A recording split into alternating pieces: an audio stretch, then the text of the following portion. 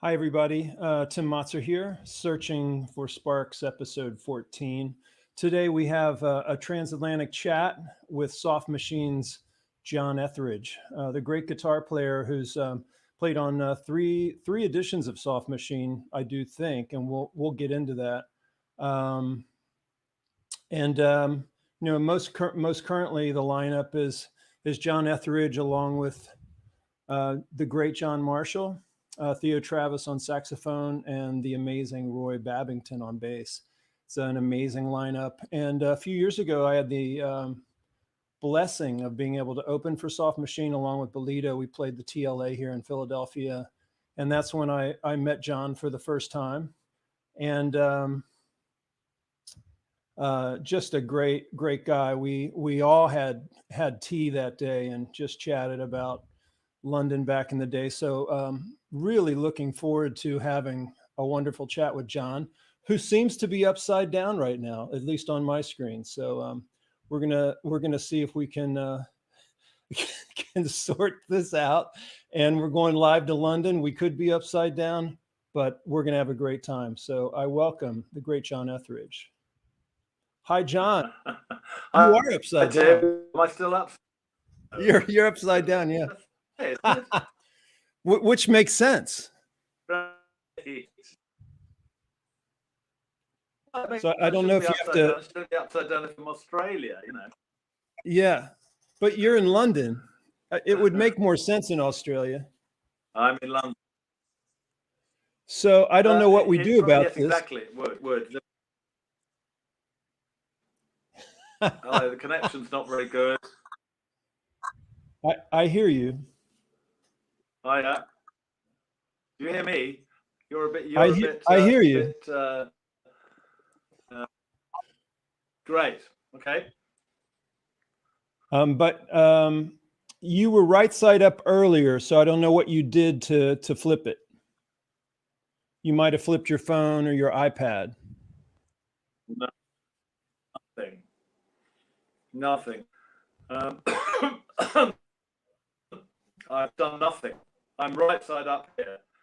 I'm thinking, I know we're live, but I'm just thinking I might be, you see, I'm not hearing you too well. I might be able to get a signal somewhere else. Can you hang on for a minute? Sure. Can you ask your people to hang on for a minute? Okay. So I'll be offline a second, not long. So we're here. This is a chat with John Etheridge, who's currently upside down in London. At least he's coming through that way over here on my monitor. And we're going to be, we are obviously live, but we're going to be getting into a nice chat in a second. He seems to be outside at the moment in the sunshine. He's walking somewhere. So a lot of fun. And John has one of the things that I hope to chat about later on is, that in 1975, he was picked by Allan Holdsworth to replace him in Soft Machine. And for all you fellow guitar players out there, could you imagine having to follow Allan in any band? So that should be quite interesting. And he did it brilliantly, of course, as we all know. I'm not sure where John is at the moment, frozen. And we're just going to just be live here for a second. And hope everybody's doing well out there. I lost him. So we may shut down and come back. I'm going to give him a few more minutes, see what's going on. And I see a few of you out there. Hello, everyone. And if you have any questions or anything for John, you can put it in the chat, and I'd appreciate that. We're also live on Facebook, so hit me in any of those places. Okay.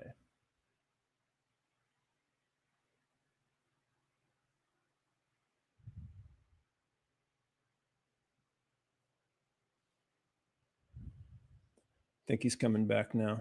There he is. I'm trying to get a stronger connection. Here I am. There you are, John. Yeah, here I am. Yeah, glasses off. Right side up. That should be better. This is the right side up interview. Yeah. This is cool, man. We're now cooking with gas. So we have a pretty good connection. I think you can hear me okay. Yep. Yeah, I can hear you fine. Great. Well, man, you know, it's been a while since I've seen you, and you're looking well. Last time we were at the Tate Modern. We were walking along the river. Yeah. Do you remember that? That was a great day. The River Thames, and we had a cup of tea. Yeah. That was lovely. Yeah, it was a great day. And that was during the time that I was there at Ronnie Scott's for a few days with Kurt Rosenwinkel. And we were running with Kurt. Bandit 65. Yeah, that was a great man. And thanks for coming out and checking that out. You know, it was great to see you there. Great. And the thrill, you know. Trio, man. I'll tell you what happened. I'll tell you something. I saw that trio. In fact, I saw it twice. But I mean, the first time I saw you, I came down with Theo, and next day I was playing at the Pizza Express, and a guest clarinetist called Aaron Gosh, and I was telling him about that. I said, "Oh man, it was amazing. You know, proper free improvising that wasn't just burning pet shops and and all that squeaky gates and things." And he said, "We could do that. You and me as a duo." I went, "Yeah." He said, "I'll book it." So he went off and booked us at the Vortex Jazz Club, improvising duo, clarinet and guitar, and we did it. It was nice, actually. I bet it was. But it was all because of that, because I mentioned that to him, and he's a great clarinetist, Aaron Gosh. He's a kind of Indian descent clarinetist who plays in London. He's brilliant, and so we did that, and we still talk about it. I see him. He said we should do that again. I said, yeah, we should. Well, it might be interesting to talk about this since we're here. Just improvising off the cuff, off the top. And it's kind of like having a blank canvas and you have some paint and no idea what's going to happen. And how do you approach that? Well, it's very this is a very interesting area to me. Well, all areas of music are interesting, but when we first reformed the Soft Machine, it was Elton Dean and Hugh Hopper, and they were very experienced. And John Marshall is also very experienced free improvisers. Now, people think you just play anything or whatever, but the really thing which I noticed for your trio is it's almost the social element. Everybody's got to be able to feel when to lead, when to hold back, there are certain very famous jazz musicians that I can think of who would not be able to improvise in a group freely because they wouldn't know how to give and take. They wouldn't know when to pull back, when to go forward. And that's really, to get a good conversation like you three guys did, you've got to be that's the most sensitive thing. I think that's as important as any ideas you might have or anything. It's the flow between the musicians. If you're improvising on your own, then that's a very enjoyable thing, actually, as you know. But I mean, it's a very different thing. That's about just letting it hang. But the really important thing, and so many people who say, "Well, it's free improvising, you just sort of play what you want, do anything," and they don't listen. And it's very important to listen, as well as listening to notes, listen deeply psychologically. So that's what impressed me about your trio was it was such a good kind of the way it built. It was sort of organically was great. And I used to do that. Elton was very good at that. John Marshall is really good. Hugh was terrific. They'd grown up in that in a world where that was quite common. Now that's fairly. I think improvising, everything in the modern world is militating against spontaneity. I mean, everything, anything you do now. For instance, the other day I thought, I'll go down to the National Gallery and look at some paintings. Oh, no.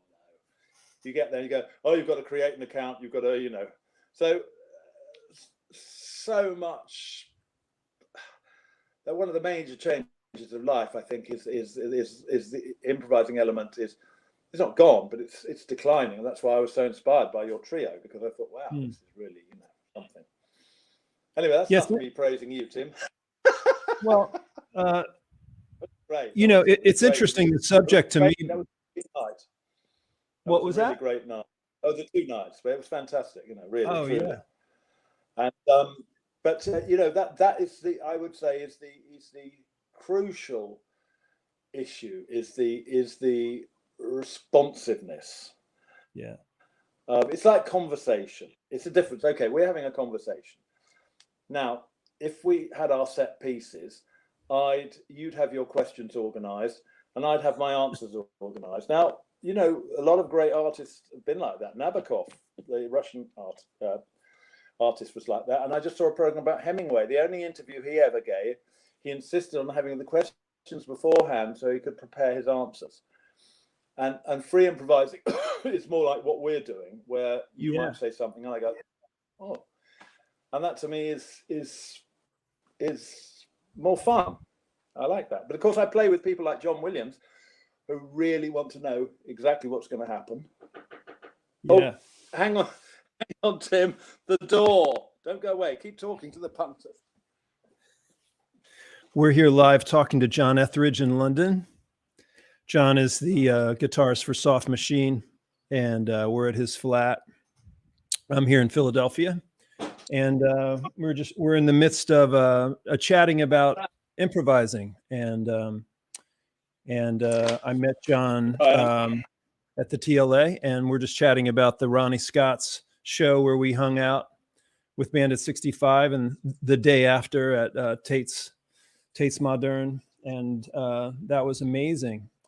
John, you know, one of the things that I find about improv that's why I love it so much is just like this conversation, we don't know what's going to happen. So you know, it's like as you're going down the lane, so to speak, the surprises that show up, or even the accidents, or even the mistakes that, if there is such a thing in improv, that lead to some kind of a new idea or new harmonic area or some kind of melodic thing.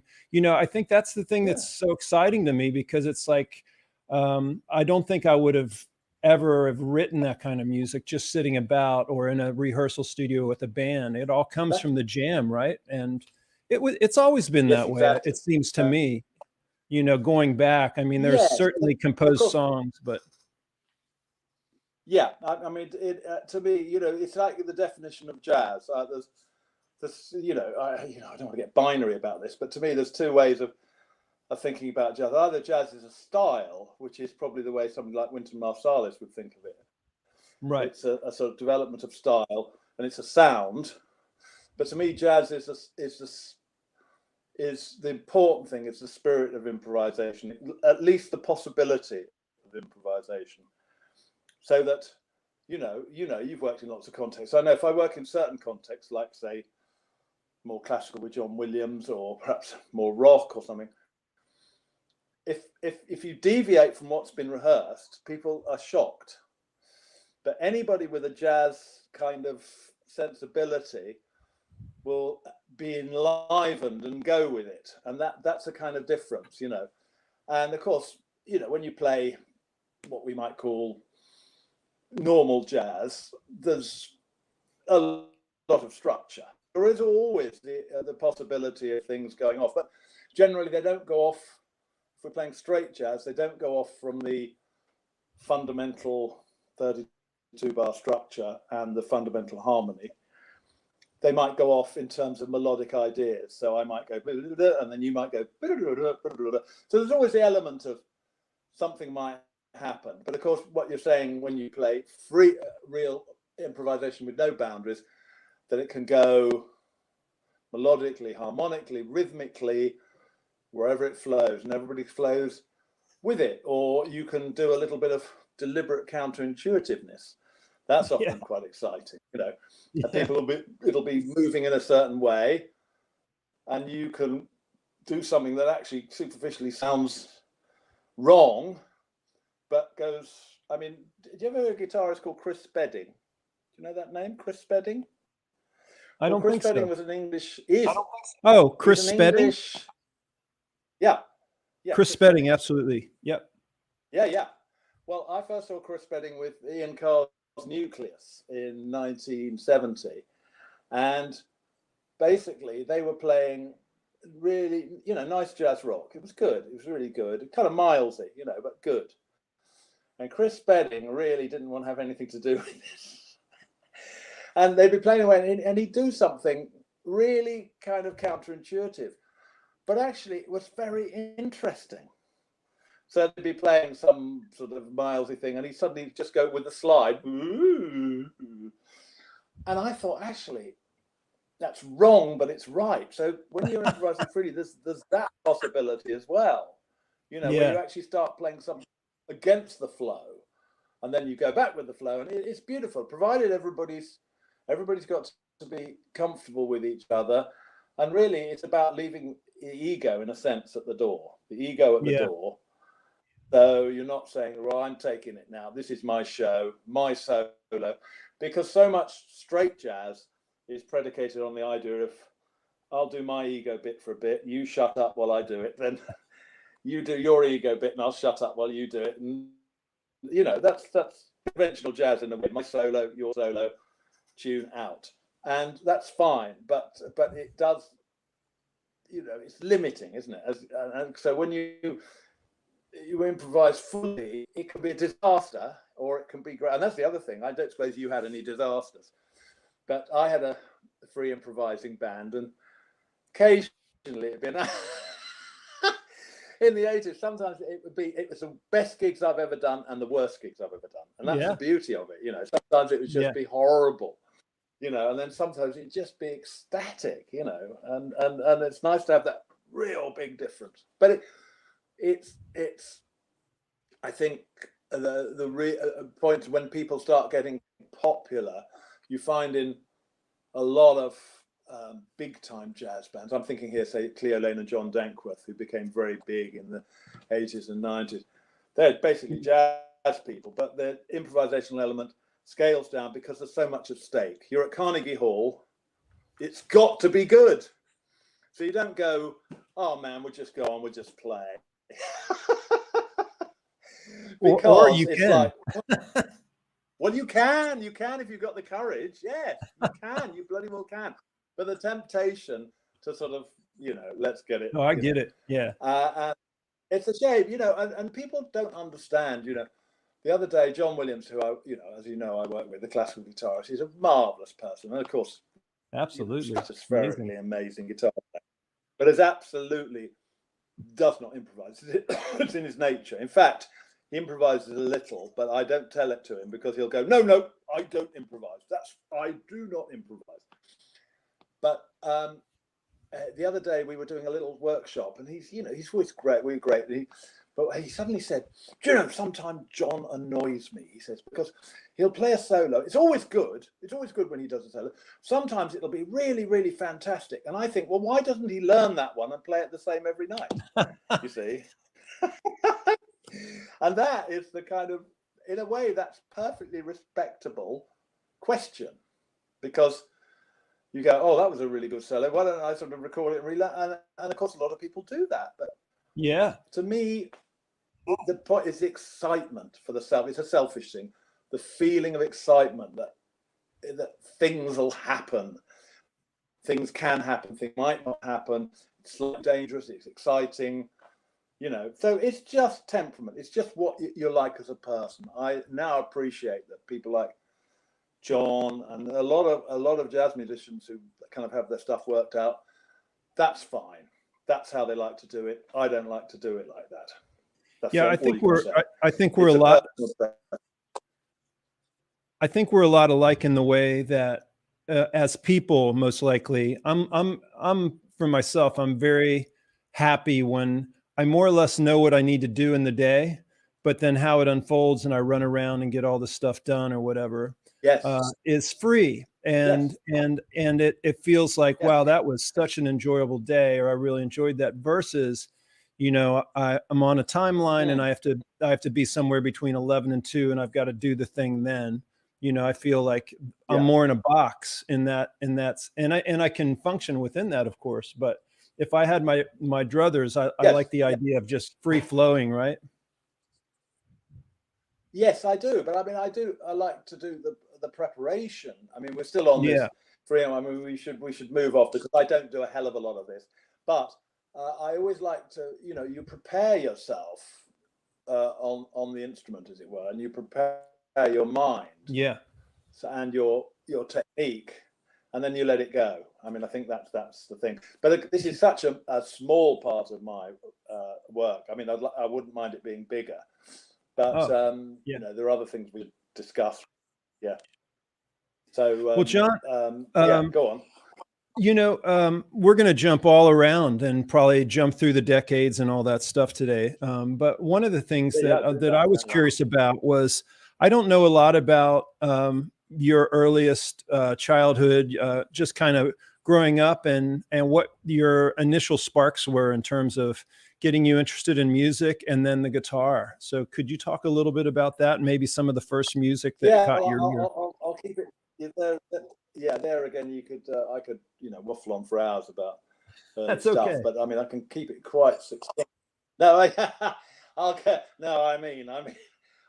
quite succinct. I mean the first person I heard was who actually turned me on to guitar was in 1960, and that was Hank Marvin of the Shadows, which was a band that never really was popular in America, but was like the Ventures, but actually was better, I have to say. Hank Marvin was the best of those guitarists. And he had this sound with the Binson echo, and he used the whammy bar, whatever you would call it, the vibrola arm.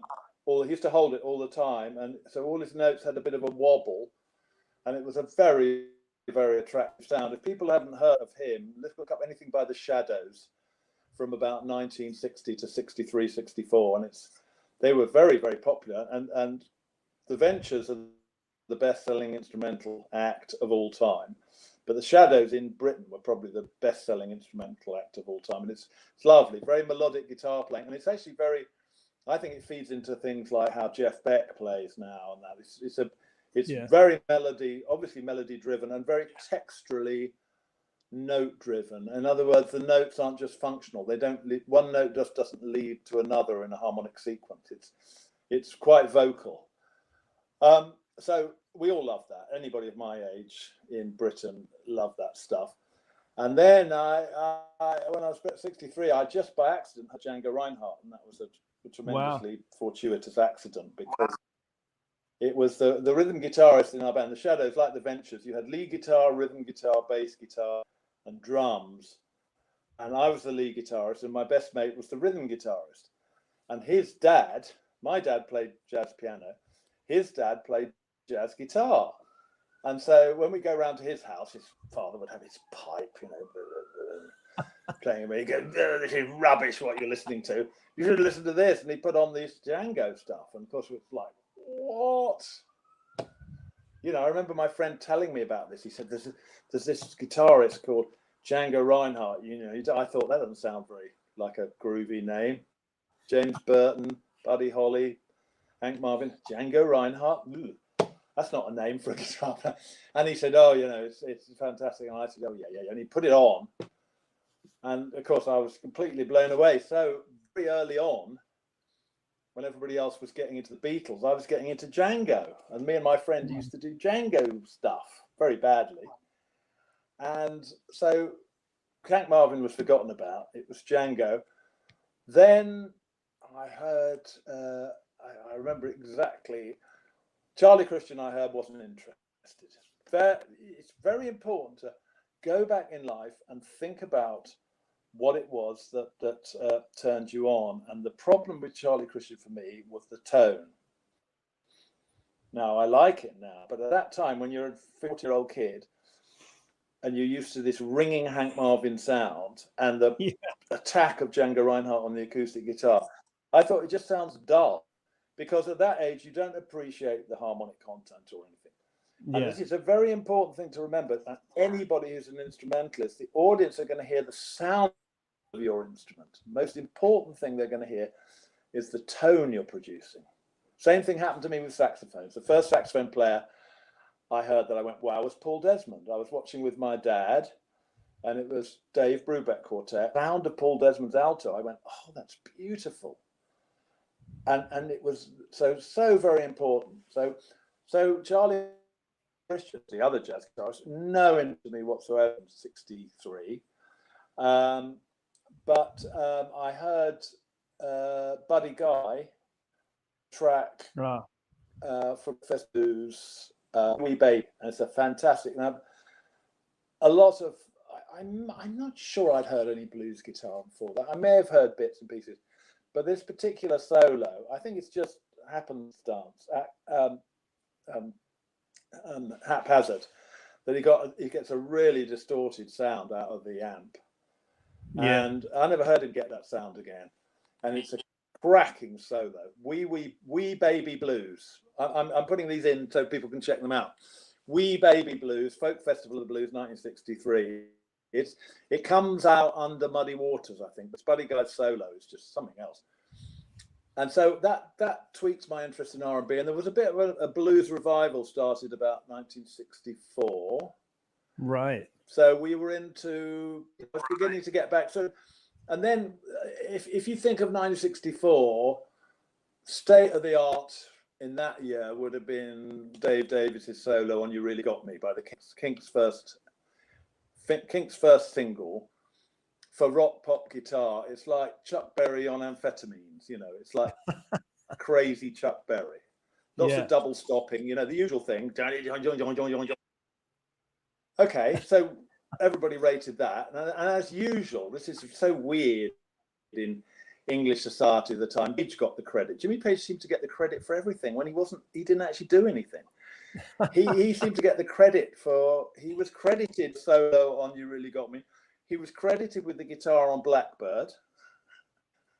So he must have had a sort of disinformation office, because everybody go around and go, "Oh yeah, that's really good. Yeah, it's Jimmy Page. Yeah." Because he was like the top session guy.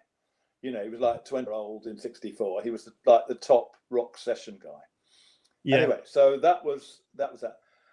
Then in '65, born in Chicago, Mike Bloomfield. Okay, so you get the Telecaster blues sound.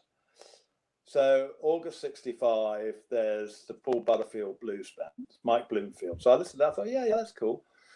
And then about October '65, I was at college in London, and a friend of mine, the guy I'd made friends with, everywhere I went, I loved my little band, And I found this guy as a drummer. He said, "Have you heard Eric Clapton?" I went, yeah, Eric Clapton, yeah. 5 Live Yardbirds, yeah, Telecaster. Yeah, that's okay, pretty good, actually. He said, no, hear him now. I went, oh, yeah. Because I was a know-all, I'd already been playing for quite a long time, and I was into Django, and I was, I thought I knew what I was on about. So I went, okay, fine, yeah, I'll go. So I went to this pub in North London, and I opened the door, and I went in, and I heard this sound, and I can tell you, man, I can feel it now. It's just like, what? And it was nothing to do with the technique or anything. It was the sound of the guitar and the way the guitar sang. And it was the Les Paul and Marshall, the first time. And it was like, what is this? I was absolutely blown away. And so we all of us used to follow him on mail. It was Eric Clapton with John Mayall. And we used to follow it around. And it is. And there's some live recordings from that period. And honestly, they're still, it's just something else. It was like a quantum leap. Boom. So I thought, what am I going to do about this? And I thought, well, I'm going to have nothing to do with it. And that's the only honest way forward. And then, within a year, everybody had Les Pauls and their Marshalls. All of them had their Les Pauls and their Marshalls. Yeah. And they were doing it and claiming they were listening to B.B. King. I just wanted to go around with a machine gun and say, you liars. You're just doing Eric. Own up.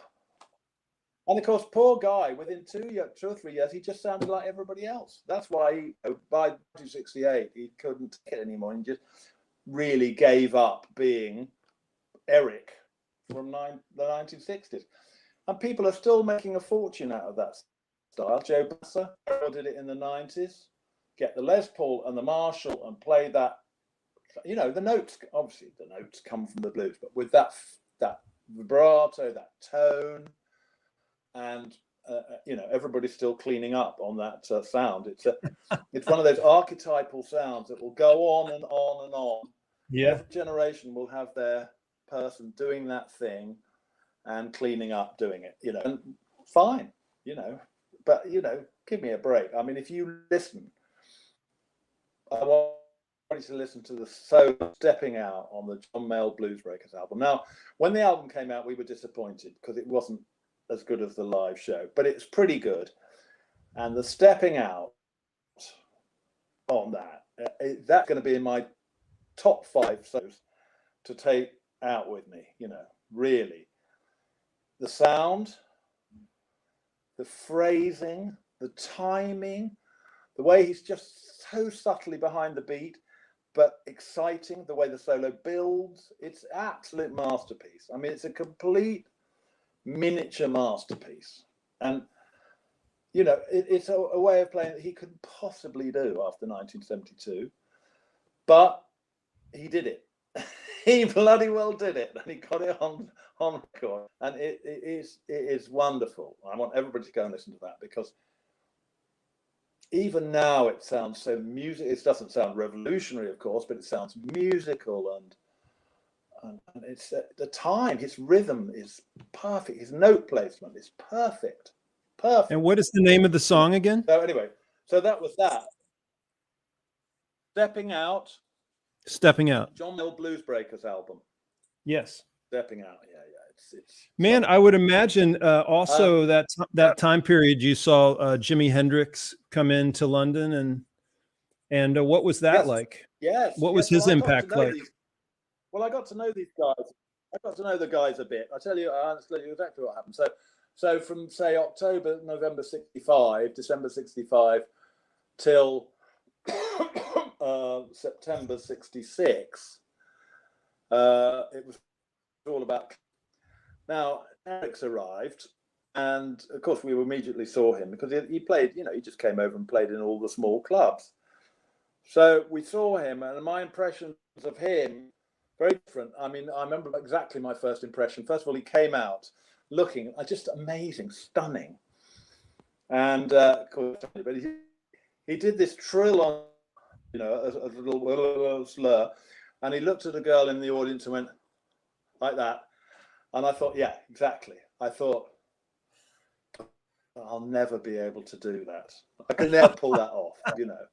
She just looked incredible, you know, sort of somewhat very exotic kind of, you know, he was sort of into everything, and incredible hair and the clothes. And the other thing about what my immediate thought was, I listened to the whole thing, and my first thought was, this bloke is a summation of everything that's been, and he's put it together in his own package. So it was blues, Dylan, funk, everything rolled into one. I mean, whereas Clapton in a way was kind of classic and perfect miniature, Hendrix was like so expansive.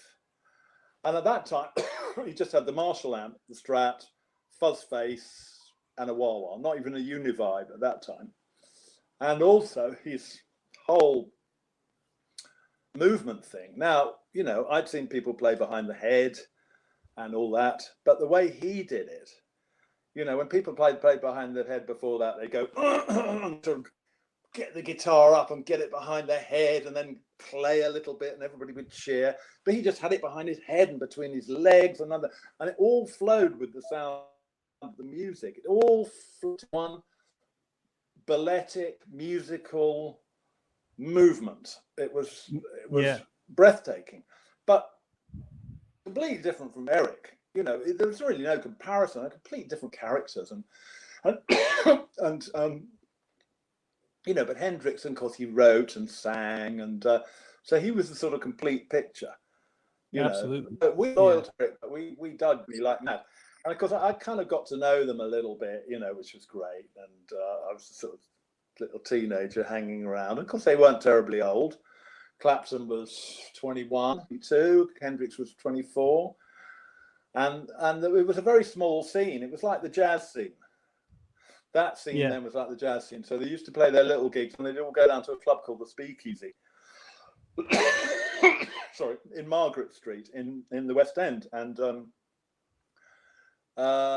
we used to go there too. We used to sneak in, and so we kind of got to know them, and we played a gig there. And Hendrix was very nice to me. He sort of, you know, he was very complimentary, and Eric was very nice to me as well. Because what I'd done in terms of me was, because I'd had this thing, like I wasn't going to try and play like Eric.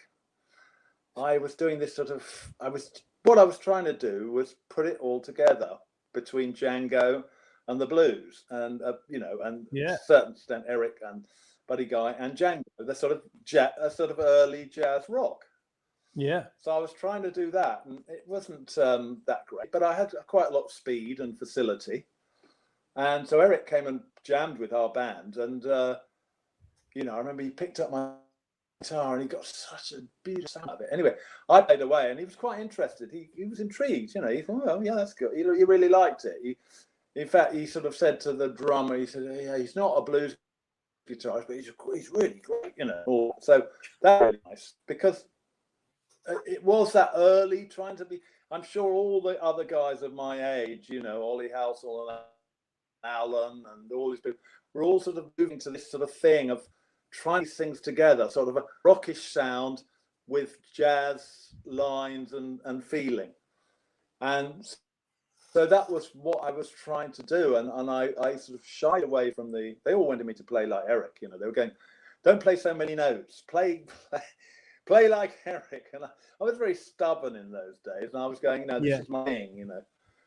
And so over the next few years, one thing I did do was in '67, this band I was in, you know, we played, and Hendrix liked all that, blah, blah, blah. But they wanted to go professional, and I don't know why. I'm very, very, a very obedient kid. My parents wanted me to go to university, so I went to university. You know, so I went off for years when I guess I could have been in London doing something maybe. Because, you know, I wasn't too bad. Particularly the standards of the time were considerably lower. It's not like nowadays. So when I came back, actually it was quite fortuitous, because when I came back in 1970, I started going to auditions. And by then, everybody had enough of the Clapton thing, but everybody was still doing it. So I'd go to a musical audition, and there'll be the guy, you know, we'd all be lined up, sort of 17 of us in a room, and one by one we'd go into the chain, and every guy would be going, you know, lovely kind of Eric-y kind of sound. They'd all be the same. By the time they got to me, I'd do something different. I'd do a kind of run or, and they go, oh, that's good. So I got into a lot of bands straight away, but I was incredibly ballsy and very opinionated. So I'd leave them. I'd get into them and leave them, you know, lots of them, you know, and I would go, I don't like this, I'm off, you know, or something. I mean, I don't know, you know, what you like when you're a kid, Tim, you know. Yeah. You get more tolerant as you get older. So I did loads and loads of bands, and finally, and I have to say, musically, by then I'd discovered early John McLaughlin, which I was a big fan of. I mean, In a Silent Way, Extrapolation, Where Fortune Smiles. We're slightly jumping the gun with the Mahavishnu, but I must say, I have to say that the Mahavishnu for me was a terrible disappointment. I mean, that's I know you don't say that, but I just didn't like it. It was too frantic, boogaloo. I loved the way he played. For me, McLaughlin's greatest album, My Goals Beyond, it's beautiful. It's a great record. Great feeling on the record, you know. And the feeling on Mahavishnu was like sort of angry and I mean, it's you know, the Mahavishnu was very, very important and a great thing, you know. And now, well, I still find those early records difficult to listen to. Partly the way the first record, The Inner Mounting Flame, partly the way it's recorded. I always think, oh, I wish somebody could go back and play those tunes again with sort of overdubs and things, and play them without the bending out of tune and the it's difficult to listen to. It's edgy. I remember when I got the record, I was so excited. rushed back, and what I heard in my head was something a bit like perhaps John Scofield or something. More jazzy. I heard this in my head. Put the record on. It was. No, it's definitely the Mahavishnu is very intense, no doubt about it. And you know, it's like when I was a kid back then, I remember my friend Mark's brother. He had a couple guitar albums, and the two albums that I remember him having was the Wheels of Fire, I think it's called, by Cream. That's like a double live album. And the other one he had was Intermounting Flame. Yeah. So he had them both. It was like Eric and John, but when he put on Intermounting Flame, and I was probably I was probably like 10 or no, I was probably 12. I was like, what is this? Like, I wasn't ready for it at that age, you know, but the Cream stuff I could hear, but I realized what tied it together for him was the two guitars. They were both coming from that same place in a way, you know, volume wise, loudness, Marshalls. You know? Loudness. Well, of course, Cream became loud, and of course, Eric wasn't. Well, you know, there again, he wasn't really a loud person. I mean, the issue with the Cream, of course, is because there weren't any decent PAs, they had to play incredibly loud, and that, of course, affected the output. I mean, Cream was. I saw the very first concert, 1966, August 1966, and even then, by then, it was a bit of a disappointment, because I was hoping Cream would be Eric, properly accompanied by a proper rhythm section. Well, Jack Bruce and Ginger Baker couldn't stand each other, and live you could hear that they can't stand each other. And I'm sorry, but for me, I loved Eric, and to me, they ruined him. They ruined his playing, because his playing is developmental and classic. If you're into Stepping Out or Hide Away from the Blues Breakers album, it so logically develops the solo. It's like a proper jazz, you know, old-fashioned jazz solo. It develops, it moves. You know, when he used to do a slow 12 bar, he'd start in the lower to mid register, then he'd do in the mid to high register, then the third chorus he'd do in the high register. Sounds like a formula, but it worked beautifully, you know. And then with the Cream, with those two guys going boom, boom, boom, boom, boom, boom, boom, he ends up just being repetitive, and then of course they got the guy John Landau wrote a scathing review, which of course Eric was a sensitive young man, and this guy wrote the most scathing review, particularly about Eric's playing,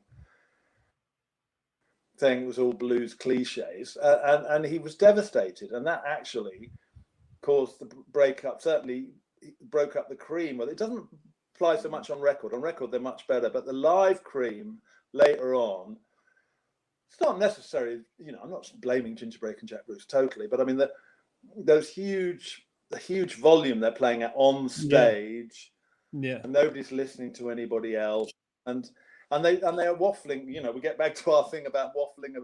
They're sort of giving interviews about free improv. Well, that's not Eric's world, and you can't freely improvise at that volume. You can't. Right. You can't interact properly. And okay, Eric wasn't. That's not his vibe, you know. So anyway, let's get back to early 70s and Mahavishnu Orchestra, and so I was, you know, doing all these auditions, and then finally, and I was playing in a few early jazz rock bands with my little tash and doing my kind of slightly Summer McLaughlin, I suppose. But I mean, that was my vibe. It was still the sort of, I wanted to, you know, I was still aiming for that thing, you know. And then the terrible moment in March 1971, another thing where I remember where I was, and I switched on the radio, and there was a band called Pato in concert. And there was this guy playing guitar, Ollie Halsall. And I thought, that's what I'm trying to do. This is also something that anybody listening must go and listen to. So before I describe, I'll tell you the track you should do. It's called Give It All Away, and it's on an album by a group called Pato, and the album is called Hold Your Fire. So the album's called Hold Your Fire, the group is Pato, and the track is Give It All Away. 1971. It's a fantastic. Still sounds like fantastic. He was the first bloke I heard playing Arte style. Of course, I'd be playing from Django, you know, picking every note. And then I heard this and I thought, oh, God. You know, first of all, I didn't need to be doing all this practicing like this, you know. And secondly, another thing I mustn't copy, you know. Oh God! So I'm trying not to copy Eric now. I'm trying not to copy Ollie Halsall,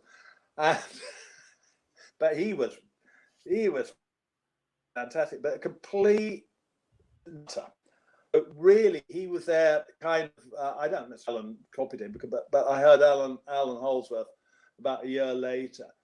But Halsall was a nutcase. Alan was serious and was bent on developing this way of playing. Whereas Ollie just did it. And then, and I say this very carefully about Ollie Halsall because 80% of the clips on YouTube are after he kind of more or less gave up. Same thing, just started playing the average. But if you listen to that one, Give It All Away from 1971, it's devastating. Wow. Anyway, so there we are. So I'm in London by now doing these auditions. Nobody's ever heard of this guy. And the problem is, I remember doing an interview for Guitar Player magazine in 1983, and I mentioned him. And because they hadn't, I mentioned him quite heavily, and because they hadn't heard of him, they cut it out. And I thought, this is a vicious circle.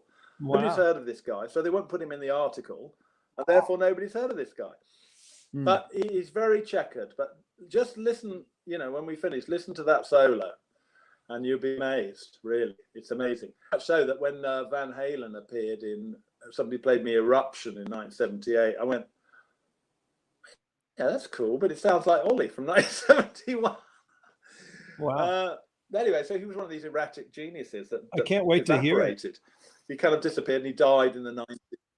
Yeah, no, you'll love it. Anyway, so I was now, this was my thing. And in 1972, the violinist called Darrell Way, who'd been in a band called Curved Air, he had some auditions, and Curved Air was a big time band, you know, it's a big name band. So I went to the audition. You know, I did my thing, which was getting quite developed by then, and he liked it. He thought it was great, and he phoned me up. He said, you know, because already the kind of McLaughlin thing had come. He said, I like your playing, but I don't like your image. You better get some clothes, you know. So that was the thing. I had to get some clothes. But, so I said, okay, I don't mind. I'll wear any clothes you want. I got a pinstripe suit. That was my shtick on stage. Anyway, so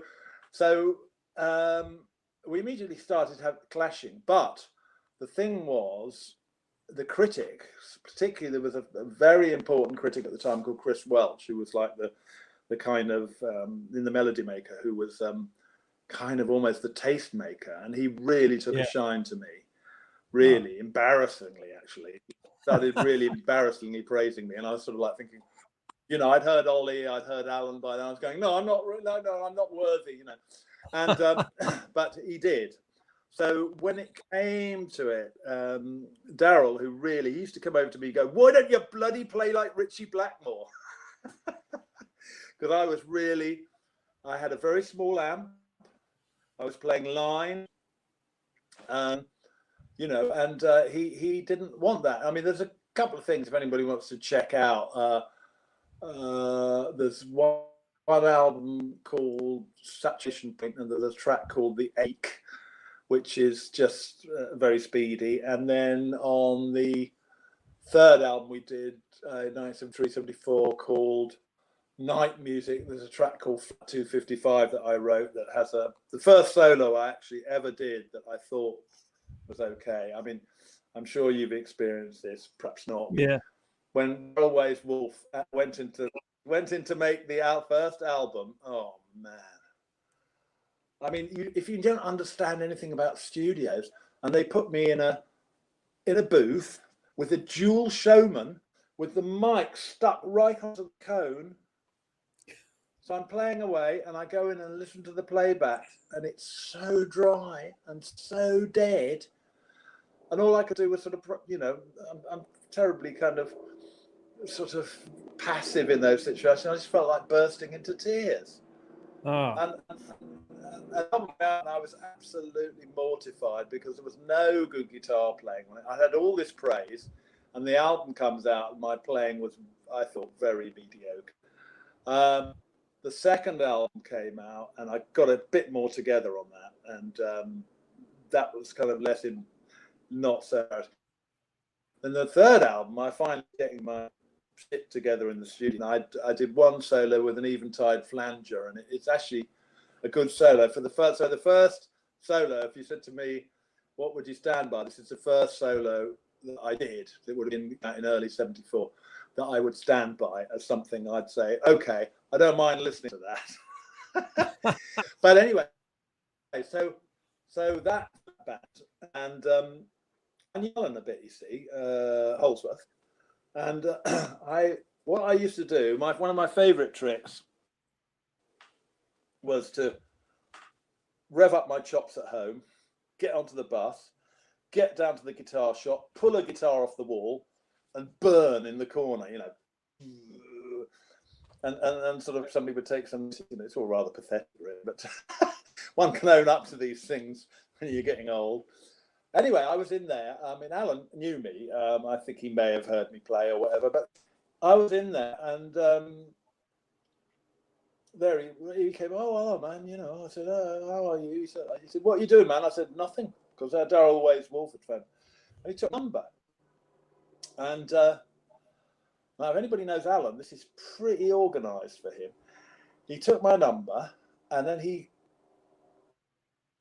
Soft Machine had recorded the Bundles album, and he went off to New York. So I thought nothing of this, and I was home one day, and the phone goes ring on this. Hello, man. How are you doing? I said, Allan, what's going on? Where are you? He said, I'm in New York, man. I said, what are you doing? He said, I'm playing with Tony. I went, oh, fantastic. What's happening? He said, did they get hold of you? I said, no. He said, well, he'd gone and left my number, then my number under their door. He'd gone off to America to play with my number under their door. So, this is a hilarious story, this. So he went to play with Tony Williams, right? The Global...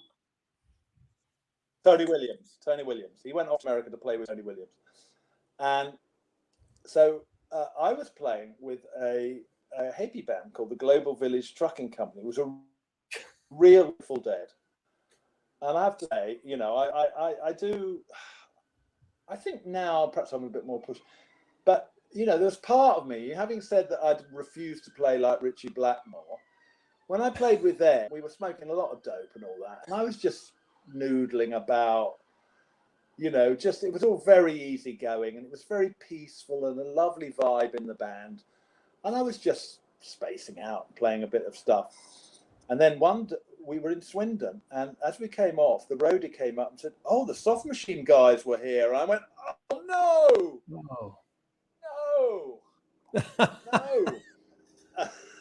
And apparently John Marshall had said, well, he can't play. And Carl Jenkins had said, no, I think he's got something. Anyway, I got back to London, phoned them up. I immediately phoned the office. I don't know how I got the number for their office. I phoned up their office, spoke to their manager and said, let's do an audition. And he went, fine, okay. So I went down and we did the audition and I played properly, and they went, oh yeah, that's fine, that's good. So then I joined and did the Bundles album as a promotion for that album. And I think there are two things lucky there. One, that he gave me their number, and two, that they had a guitar album to promote, because it occurred to me a few years ago that they always liked saxophone players. That's what they liked. And I reckon they'd have gone back to the saxophone. If Allan had left and there'd been no album to promote, because they looked around the jazz scene for a guitarist and they couldn't find one. They'd never heard of me because they only knew the jazz guys. And none of the jazz guys on the British scene at that time were suitable to take over that role. So they didn't know anything about me, didn't know anything about the scene. So, they needed And I reckon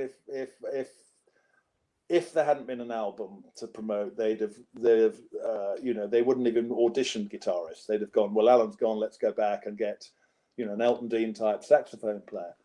Which, because the thing about, you know, the people, if there's anybody listening to this, probably don't know, is that Soft Machine never had guitar players. It was known as the band that didn't have guitar. And that's why I took no interest in it at all before I mean, it changed. It changed when Alan, you know, that. Yeah. It changed when Alan joined exactly, and did that record. And it caused a lot of, yeah, it's right. It caused a lot of friction with the fans because they didn't like guitar.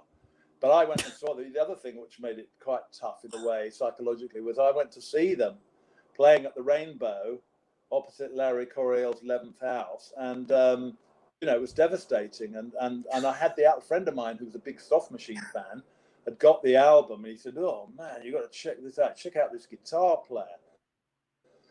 Well, you know, so when I sorry, swearing on, and when I it was amazing when I got asked to join, because I phoned this bloke up who was the biggest Soft Machine fan in the world.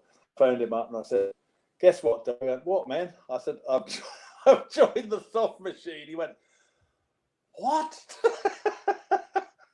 It's like, you know, so I was really pleased to be doing that. It was a strain, the first few gigs, because there was lots and lots of guitar solos.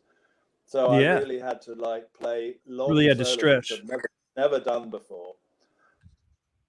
Yeah. So I gradually got myself into it. I changed the gear, made the gear easy. In fact, I got an SG Custom, which was much easier to play than the Strat I was playing. I was playing a Strat. It was a great sound, but playing along in those days before the Ibanez Whittle guitar had been invented, the SG Custom was this ass. And you were running that into a Marshall or something? I was burning. Yes, I used the same Marshall that Alan used, and in fact, the first album's called Softs, and I wasn't. It's a good album, actually. It's a very good album, but I wasn't crazy about my playing on it. But when we did Alive and Well, there's a solo on that where it's partly the guy who did the production. He did a great job, got great guitar sound. And there's a solo on that on a track called Huffing, which I listened to that and I thought, okay, I can listen to that without being embarrassed, you know. And it was kind of, in fact, it was that feeling where I said, that's how I wanted to sound. It sounds how I wanted it to sound. Now, so often, particularly in your young life, you've got to remember, Tim, that in those days, there was very little gear you could use to help you out with your sound, you know. Yeah. If you really had to plug into the amp and get, and it was all, you know, I knew every club and room in Britain, how the sound was, because it so much affected my playing. And we'd be going towards, there was a club in Birmingham, for instance, called Barbarella's.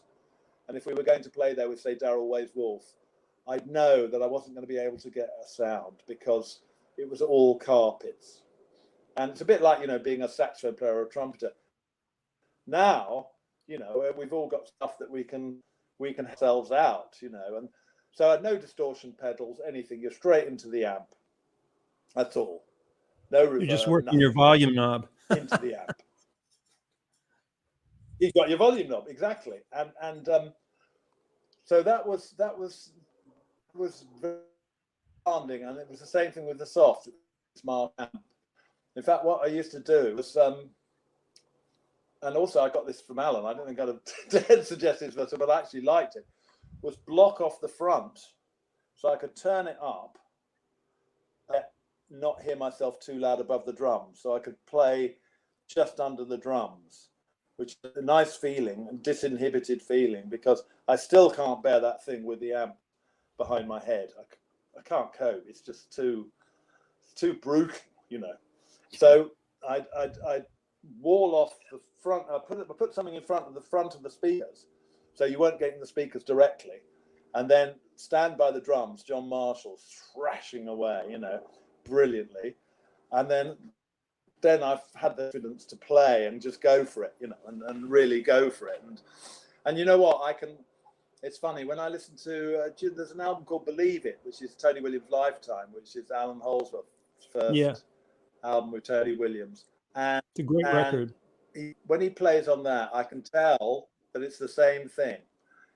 I can tell by the way he's playing that he's very loud in the mix, but when it's recorded, he's got himself turned right down, and he's got the drums up really loud.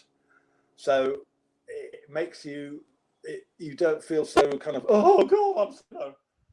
Yeah, over the top of it. I quite like to hear myself. Yeah, no, it's definitely. When I listen to that album, I go, yeah, he's down in his cans. He's right down and out. Anyway, so we did that for a few years. Soft Machine, it was great, and I really got into it. And who was the band at that time, John?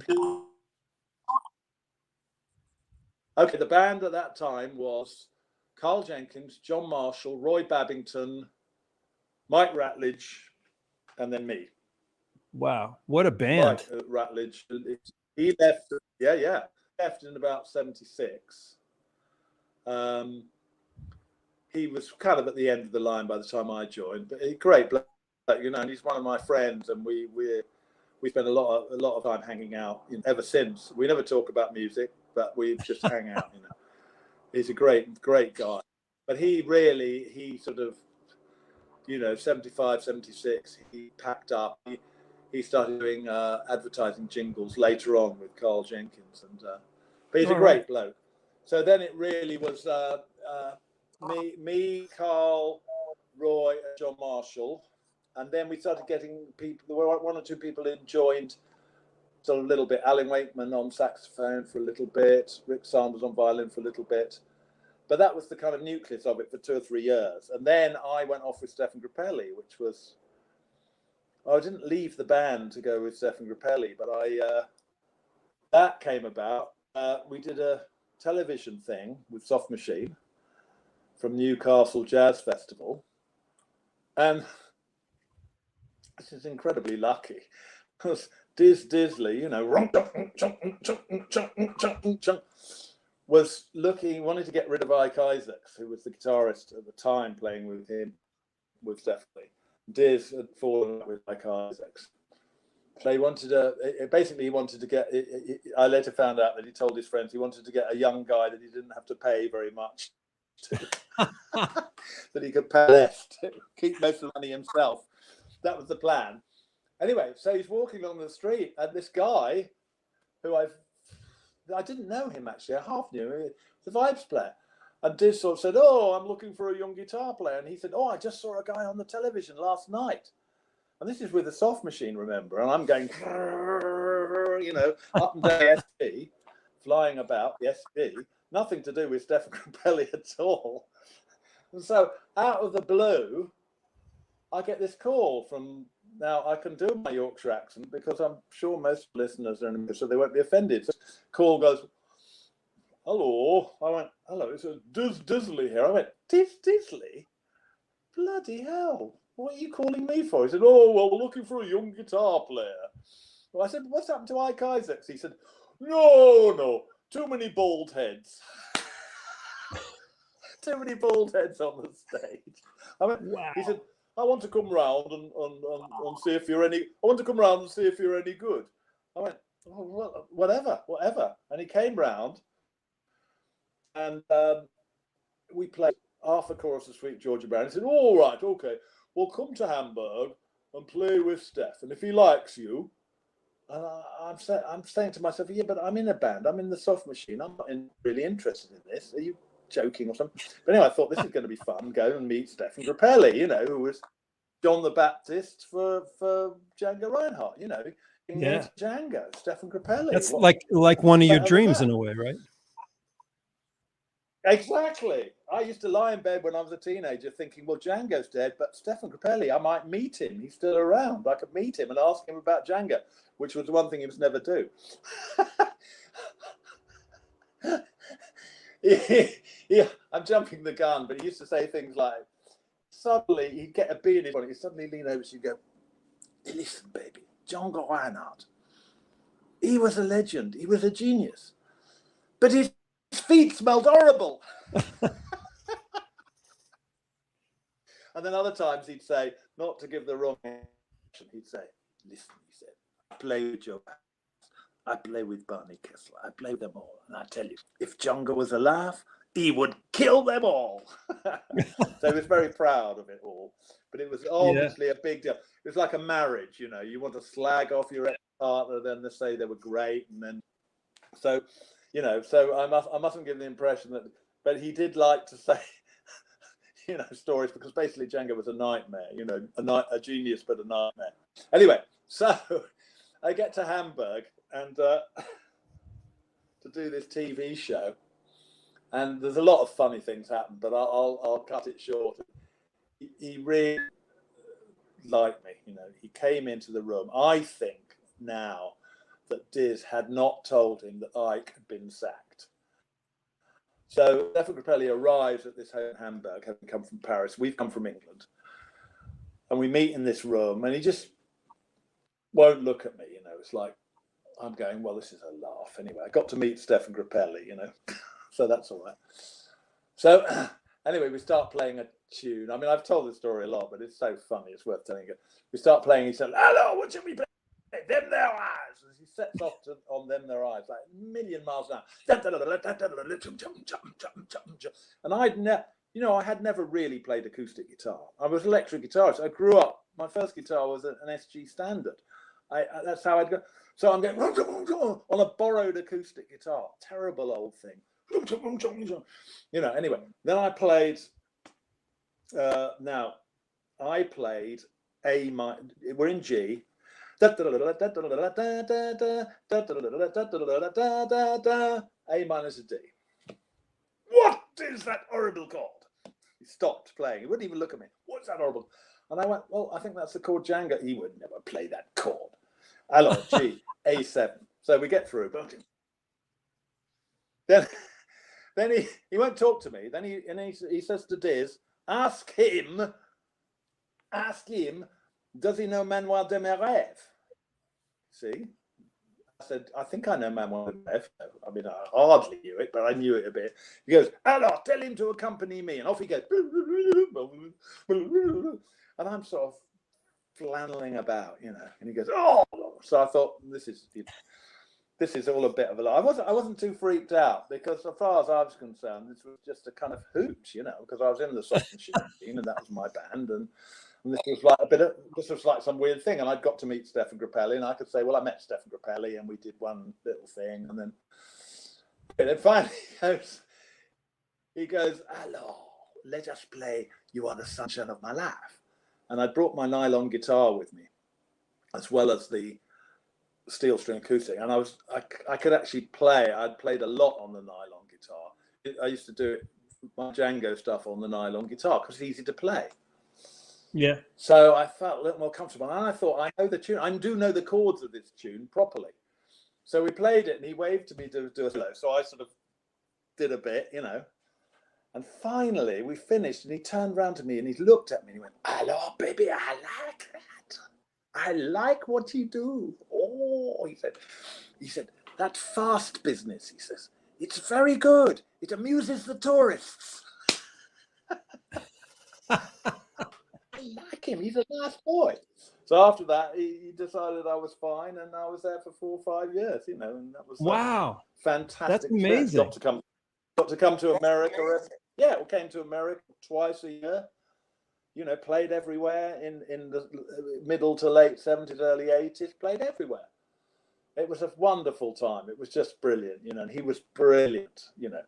So kind of light. I mean, he took it seriously, but it was no kind of aggro and no navel gazing and no postmortems, and it was wonderful. And also, he really liked my playing, because he didn't want me to play like Django. He didn't want anybody to play like Django. As soon as you started going boom, ching, boom, you go, no, don't do that, please. You go, oh, fine, okay. And so I do what I'm doing on the soft machine on an Ovation acoustic.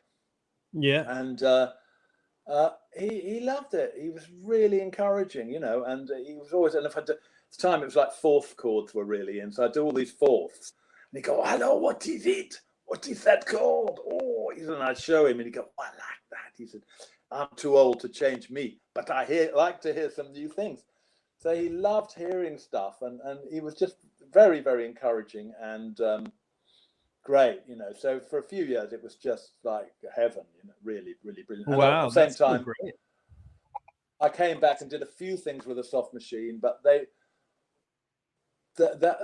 seemed to be kind of winding down. Although, you know, it never officially finished, but it sort of wound down. And then I was with Steph till kind of early 80s, and then everything changed, and life went off in a different direction. So that's the early part of my life. There you go. Encapsulated. That's quite a history. It's kind of insane. It needs to be written down. It probably is somewhere. Well, there is some guy, supposedly, there's a guy called Rob Palmer who's writing a biography, and I'm sort of helping him out. That's why I was quite, you know, glib about the Hank Marvin and Eric Clapton thing, because I've sort of kind of written it down for him, and he's going to transcribe it as he wants, you know. Well, it's really an interesting trajectory. You know, it was all. It's an interesting trajectory to hear your whole pathway, and like listening to Django to begin with, but Hank Marvin, thinking about Hank Marvin's tone, Django, and you could almost, you know, from my point of view, and marrying that with the blues, I could almost, you know, that is who you became, right? In a way. Yes, all of that married together. And that's really, yes, I hope so, because my sort of diversity issues, if you like, still exists. But say I suddenly started playing with John Williams. I mean, that comes out of the blue as well. Oh yeah. Out of the blue, I get a John Williams. So what do? Do I say no? You know, I'm not. That's not really my world. But I've always a bloke that'll go, yeah, I'll do it. Let's try. And the first time I went round to see John, we're now leaping forward to '98. I went round to see him, and he sort of put up with Theo Brower music and said, oh, maybe we can play this. And I'm thinking, I think you've got the wrong guy here. But I didn't say anything. And then I realized pretty soon that he actually kind of knew what I could do and what I was good at. He knew what he could do and what he was good at. And he first quickly said, we're not going to try and go into each other's territories. But still, you know, in a sense, we were in his territory because by and large, what we're playing is thoroughly structured.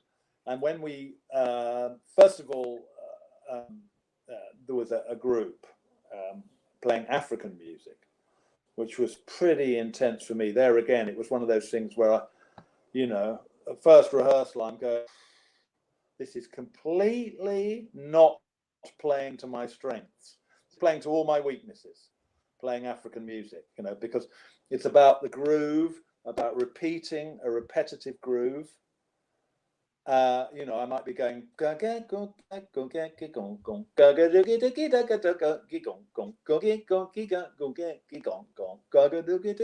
a human loop, and I got to keep that up for 15 minutes without moving. Like you need a click, but you're not got one. And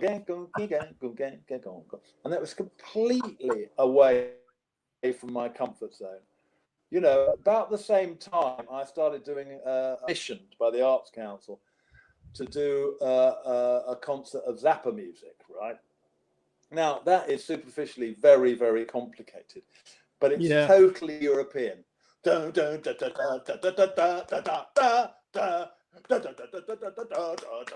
it's all like that. It's all on the beat. And so I realized that Zappa is in my DNA, you know. So even though it's tricky, I completely get it, where it's coming from. But this sort of flowing African vibe, because it's got to waft. It mustn't be. It's got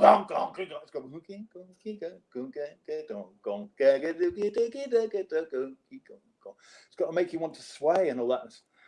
And people would come to the gig and say, "You're not doing much," and I go, "I'm not doing much, but it's really, really I'm finding it a strain because but actually, I mean, it took me a long time, but I really now I could pick up the guitar and play a groove like that for you and just sit on it. I really could, and I couldn't then. So I think that's something I got from that experience. And then John and I John still said to me, let's do a duo, because this period I'm talking about was a group with the bass, percussion, 2 guitars, and a multi-instrumentalist. And then John said, let's do a duo group. So I'm going there again. I'm going, okay, if you're game, I'm game. If you, I mean, can I hack it with the great John Williams? But we actually did a good duo album called Live in Dublin, which was, do you know what a roast up is, Tim? I don't think so. We talk about in English session music. Or a roast up means when it's really stressful and nerve-wracking. A roast up? Like you're roasted. Yeah, a roast up, roast. and this, I tell you what, this live recording. Okay, John says, right, we'll do a live recording at the Guitar Festival in Dublin, and it'll be released on October the 1st. Well, first of all, I'm thinking, that's one concert. Supposing it's no good. I mean, what happens? I can't understand. If it's no good and it's a proper live recording, sort of so live, mics, so no separation, nothing like that, overhead mics. I go, if that's no good, oh my God. And Ben Verdry, do you know that name? Ben Verdry? Ben Verdry, do you know Ben? I don't think so. Okay, Ben Verdry is an American classical guitarist who writes a lot of really, really avant-garde music. So he wrote us a really avant-garde piece, and he just sent me the music. So I'm going, John, of course, just read it straight off. For my part, I'm going, I wish he'd sent me a tape. I wish he'd sent me a CD. Anyway, so we got this 20-minute extravaganza with and me go whatever, stuff. Very good, but it's not improvised, it's written. Yeah. So we got this record, and I'm going, blimey, we've got one shot at this. Oh my God. And of course, wow. it was a guitar festival, and Paco Peña was there, Man Barroeco was there, all these heavy guitar players were in the audience, no separation. Honestly, I thought I was gonna die. I really did. And we had this intricate Bach 2-guitar Bach thing that John had written, which was like bits of the Bach sort of interweaving. It was really good. Yeah. And I must say, we recorded, the whole thing was pretty good, but if anybody listens to that record, they won't notice this, because what we did was I just lost it on that, because it's a Bach thing. You lose the place, and I lost it. And the rest of the recording was fine, but I lost it there. And we went back, we left the mics up, we went back into the hall next day and had to record the whole passage again. And then there were 1 or 2 things that he wanted to redo, but that was it. There was no separation. No, I'll do my part again. You do, Yeah. Anyway, it's actually a very exciting album. It's called Live. I want to hear that. John Williams, John Etheridge live. Places Between. It's called Live in Dublin, and the first track is the Bach track I'm talking about, and it's really quite exciting, actually. It's really interesting. It's really nervy. I think that's such a great illustration of what goes through musicians' heads, that the audience never knows. It's like we live our days day to day when we're on tour or whatever, thinking about the gig all day, right? And just kind of exactly. preparing, day, and then all bloody day you do. It's just such a sacred thing, and when you're improvising, or when you have to read something like you were reading or memorizing that piece, that's just so stressful. It really is stressful. Yeah. There's so much pressure, and nobody ever really talks about that side of it, so it's great to hear that. They should talk about it, because you know, and coming back from this, I mean, I absolutely now get it. You know, I've only done about you, but I've probably done about 8 gigs in the last 16 months. And yesterday I did one, and of course, all day you're preparing yourself all day, and it's so I realized back when we were working a lot, you're in a constant state of preparation, and as you say, people don't understand. They just see you up there smiling, and they think ordinary people are very shocked when you say, "Oh, I was totally freaked out." For instance, at the end of this John Williams thing, the duo recording at the National Theatre in Dublin, I went into the dressing room. I was literally, people talk about this feeling where you're floating on the ceiling, the relief, just floating on the ceiling. And all the agency came in, the girls from the agency, and I went, "I'm so relieved." They say, "Why? Well, what are you relieved about?" I go, "You don't They get don't it, even do know. you? You don't understand. You just see the smiles and notes and."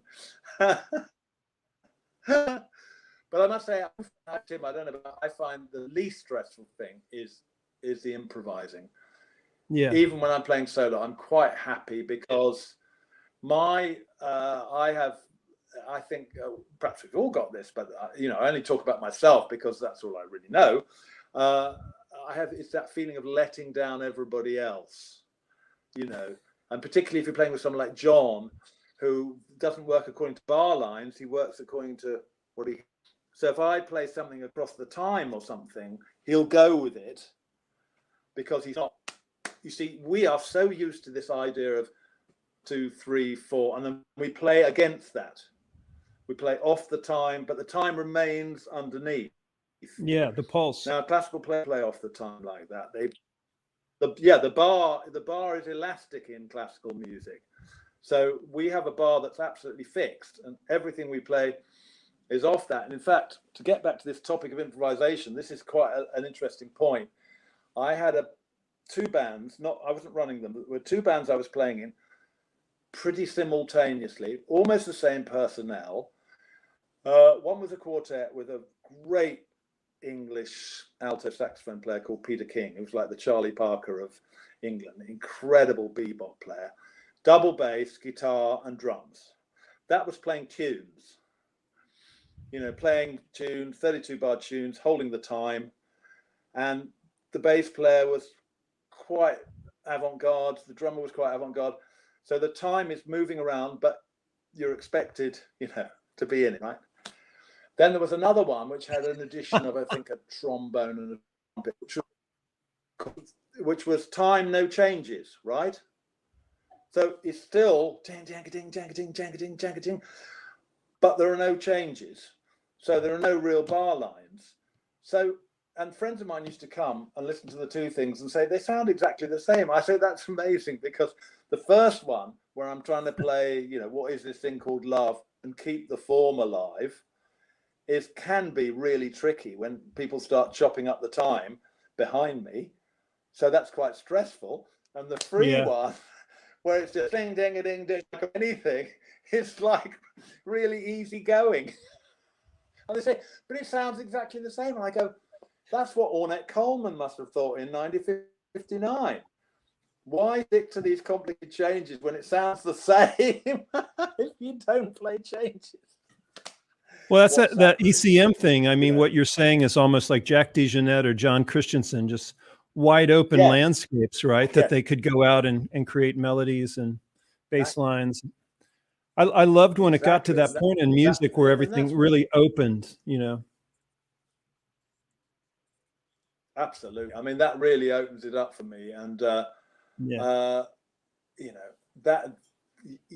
mean, I think by nature, you and me, say, I'll get back to it about, being by nature an improviser. So, yes, but so when there's a written part, it's more stressful for me. I mean, I used to do quite a lot of film sessions and things, but I found it so stressful. Yeah. In fact, I gave it up. I got so stressed because you walk in, there's an orchestra. I mean, I've got some stories. Oh, I've got a great story. Perhaps I shouldn't tell this classic, but I'm sure at the music, if anybody's listening to this, it's amusing, For instance, I mean, I did a lot of sessions, and usually they're okay, but occasionally, of course, the ones you remember, because my reading is pretty poor, so that was always a worry. But you know, I was not really a good enough reader. Anyway, so this was Kirita Kanawa, was a famous opera singer, right? And she was making an album of Jerome Kern standards. And they had a big orchestra, a conductor from New York, and supposedly a rhythm section. Well, nobody arrived. No rhythm section appeared except me on acoustic L7. Chink, chink, chink, chink, chink. Okay, so that's fine. So the time is sort of going like up and downhill, you know, speeding up and slowing down, proper classical stuff. And I'm trying to watch the conductor, and I'm playing my chords, and it's fine, you know, it's okay. Nobody speaks to me. They're all in the, you know, in the breaks, the whole orchestra in there gossiping about their love lives and who got drunk. I did ask, I did say, I don't quite understand what they're doing. They say, we don't listen to him. We don't watch him. We listen to each other. I'm going, oh, right, okay. So anyway, ching, ching. And it got to, now the session, the last session in England was 3 hours, and this is expensive. This is in Abbey Road, so it's costing the producers lots of money. 10 till 1, you've got the whole orchestra there, you've got this, you've got Abbey Road to pay for. 12:30, he gets a guitar part, hands it to me, and says, I need to hear the guitar here. He says it in the control room. So I'm looking at this thinking, even now I can feel the feeling as this part came into me. Oh, God. Oh, my God. Anyway, so all it was just quite a simple little riff. I can remember it. Bong, gong, gong, gong, gong, gong, gong, gong, gong, gong, gong, gong. Easy to play. But, so he goes like this, and the strings go, and it's just a bed of strings, you know, the most perfect, beautiful bed of London Symphony Orchestra strings. And he goes like that to me, and as his baton comes down there, I go, dum, dum, dum, and he stops. He goes, no. And I go, and of course, you know, if it was like this, you'd say to me, actually, John, you know, but your nerves are just going like this. And I'm going, oh, right, okay. Again, he goes, and then he goes, and I go, bing, and he goes, no. I go, God. And I can see the strings, the string players are beginning to enjoy this, you know. See this bloody guitarist being roasted, you know. So I had a sudden, and I thought, I see the producer looking at the clock, you know. So I suddenly had a really good idea, and I rushed up to the control room, and I said, look, just put down the strings. I'll come back to the mixing session, no extra cost, and I'll put it on then. And that let me out, because for like 5-10 minutes, I just thought this can only end in the most horrible thing, you know. So anyway, I did that. And it was still tricky because there was nothing for your ears to latch onto. There was no bar lines, no count, but yet he knew exactly where it should be. So, but anyway, that was an example of something, wasn't it? Oh, playing, you know, yeah. I mean, that's nothing I was really good at. I don't know about you, but there was a whole world in the 80s, 70s, 80s and 90s of advertising jingles, TV music, film music, you know, where you're a gun for hire. And that for me is the most stressful thing. That is really stressful, you know. Yeah, I did a concert I've got one friends time. who are brilliant. I did a concert one time that was going to be on television, and it was going to be live from the Apollo Theater. Oh. And I was playing with Kenny Lattimore, who's this amazing R&B singer, but it was with full orchestra. And we had a combo R&B band basically, and we had rehearsed, you know, for 2 weeks for this, but we never rehearsed with the orchestra. And so it was like the night of at the Apollo, all the TV cameras. And, you know, it's like we were all freaked out. And the conductor looked at the drummer and said, just follow me. And it was like, whoa, you know, no rehearsal for this. and we just did it Yeah. live. And I remember the music I director know. was so stressed out on that gig that he screwed up all his bass parts, wondering if I was going to play my parts right and if Yeah. it was all going to work. But it all came off great. But the stress of Yes. that night was unbearable. Oh, great. But no one would know that. Yes, from well, watching. that's it. That's it. It usually works, and the stress is unbearable. Yes, and nobody knows. I mean, that's why. I mean, I don't know in your world, but certainly the first couple of months of lockdown, nearly all my that I spoke to going, God, it's a nice rest, isn't it? Because the thing was that you couldn't be thinking, oh, I'm missing out on this, I'm missing out on that. Always when you say to yourself, I'm going to relax for a day or two, there was part of you thinking, well, there's that gig coming, or I should be looking for that gig or that gig. But suddenly in March 2020, none of us could do anything. And for a few weeks, that was very relaxed. So, I mean, you do realize what kind of stress we're all kind of living with. You know, it's the performer. It's you've got to work on this. You know, you really do. I think everybody needs to work because this whole stress anxiety thing, if you use it creatively to think about yourself and mind and and the way the mind flows and ego and stuff, it can help you become a more balanced person, because you really need to, you know, work out a way of relaxation so that you can relax into it. I mean, certainly for people of my generation, showing it. I mean, we've got a trio now: John Williams, myself, and a younger bloke called Gary Ryan. Brilliant guitar player. He's now late 40s. Now, we played just before lockdown, we played a very, very big concert in Manchester at the Bridgewater Hall, which is a 3,000 seater. It's the second biggest concert hall in England, right? So I got there and John got there. Gary arrives and he walks in and he goes, God, I'm so nervous. Oh, these big concert halls really freak me out. I'm so nervous. And I thought, isn't that interesting? Somebody of your generation will own up to that. Somebody of my age or John Williams' age, we would never let on for a moment that you're nervous. You'd hold it never inside. Let on. And I think that's how society's changed. Yeah, you hold it inside. And society's really changed in that way, that people can talk about these things. You know, he said, oh God, you know, this makes me really nervous. And he said, all jazz people, you don't get nervous. I said, well, probably not as nervous as you, because he's a classical player, so he's playing his pieces, you know, and he has to play his pieces absolutely correct.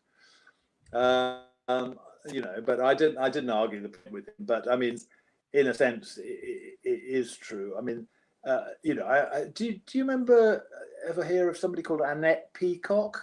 Gary Peacock. Course. Do you remember? Have you heard of Gary Peacock? Played with Keith Jarrett. Absolutely. Yeah. Cool. Yeah.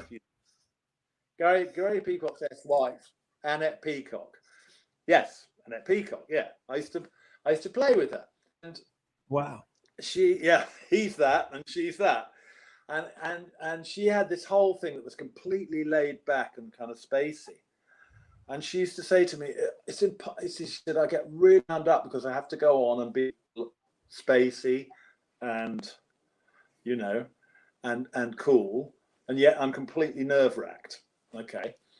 So I said, that's interesting, because actually, as an improviser in jazz, you can go on and play something really edgy and freaked out until you calm down. In other words, you get it all out. Be able to go on and calm yourself by your playing. Yeah. I mean, get back to the improv thing. Best things I ever saw, I loved it, was Allan Holdsworth, Gordon Beck, a friend of mine called Paul Rogers on bass, John Stevens, playing in a pub in London about 78. And Allan and Gordon Beck were wonderful combinations. Gordon Beck was incredibly organized building block improviser. And then Allan swooping over the top, and John Stevens rattling around on the kit. But they went on, and this happens a lot in not what you guys did, because what you guys did was beautiful from the start. So there's a lot of like for about 10 minutes, quarter of an hour, and then it sort of calms down, and you get this beautiful passage of sort of, because everybody's calmed themselves down, got to know each other, and in other words, sort of getting to know each other process, and then there were sort of moments in that gig that were absolutely magic. Gordon and Allan particularly would log into something superb, and so poor Annette was going on and having to be, oh, I love him, like that, when she was like, oh, completely freaked out inside. It's astounding. It's a great, a lot of it is. I think you're best off to. I think that way of going on and sitting around is a very good way to get over the nerves. But of course, you can't really do it because you've got to present a concert, and of course, the other way. I mean, what I think actually the most beautiful way, in the way you get this in Indian music, and you certainly get it, I think, with live Wes Montgomery. It sounds to me, this is to me perfect improvising.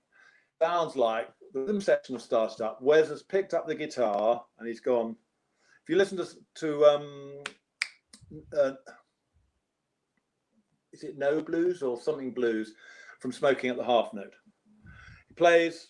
It's almost like he's picked up the guitar and he's gone bling. That's nice, and gradually warmed himself up into the playing.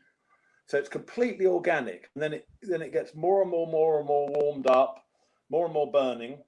The Wes formula, which is a great formula: single line, octaves, chords, and over a long period of development. I mean, that's real improvising. So it's almost like you start off as if you can. Oh, a guitar. All right. What do I do? Oh, yeah, great. That is magical. I mean, some of those long Wes Montgomery solos, and because the thing is, it's also to do with the whole world life. We'd come and play at Ronnie Scott's for a month and do 3 sets a night. So you're really just playing all the time. It's totally relaxed. Because how can it be anything else? Because you're going to be playing for hours, and you're going to be playing for hours every night, and that, if I go back to that Clapton Blues Breakers album, if you listen to that Stepping Out, one of the things that helps it to be a masterpiece is they played 7 gigs a week, month after month after month, and then it took a week off to make an album. So the material is completely embedded. So there's no kind of nerves, there's no kind of uncertainty, and so it's the same thing with Wes. I mean, there's a recording of Wes Montgomery live at Ronnie Scott's, and the first track is the very first tune he plays, and the rest of the tracks are taken from the very last night of the month run. And I mean, the first track is great, but it's kind of in the pocket. But on the last tracks, and he doesn't know he's being recorded. That's a very important thing. It's not an official recording, so he doesn't know he's being recorded, and he plays a whole lot of stuff that he never played on record. He plays some really fast up and down thumb stuff. Wow. That he never did on record ever. Wow. And it's a great record. Wes Montgomery live at Ronnie Scott's. It's a solo, Gone with the Wind. It's just one of the great solos, and that's another one I'd take with me to my desert island of guitar solos.